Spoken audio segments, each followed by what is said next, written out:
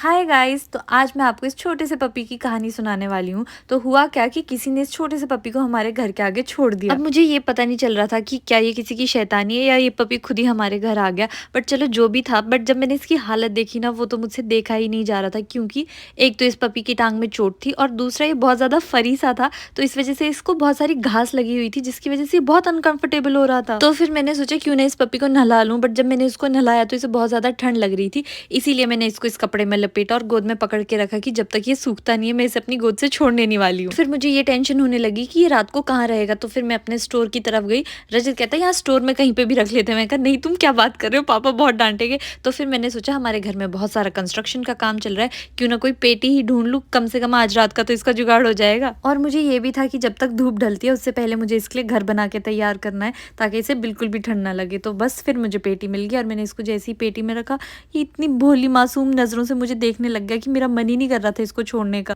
वैसे अगर मैं आपको एक बात सच बताऊँ ना, तो मुझे पेट्स का बिल्कुल भी शौक नहीं है। बट अगर मैं किसी जानवर को ऐसे मुसीबत में देखती हूँ ना, तो मुझे बहुत बुरा लगता है और मैं खुद को नहीं रोक पाती हूँ।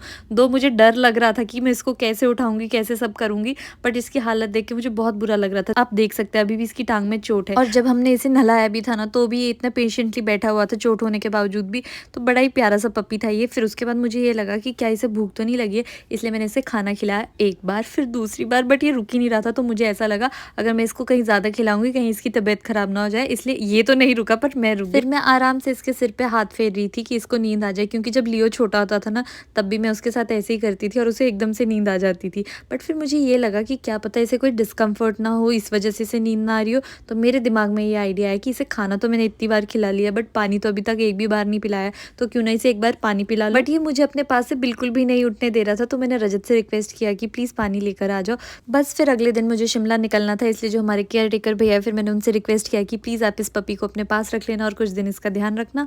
और फिर उसके बाद गई मैं अपनी गौशाला में और वहाँ पे इस छोटे से बच्चों से मिली। बस आज की वीडियो में इतना ही। मैं उम्मीद करती हूँ आपको ये वीडियो अच्छा लगा होगा। हम मिलते हैं अब आपसे नेक्स्ट वीडियो में। Bye bye, see you soon.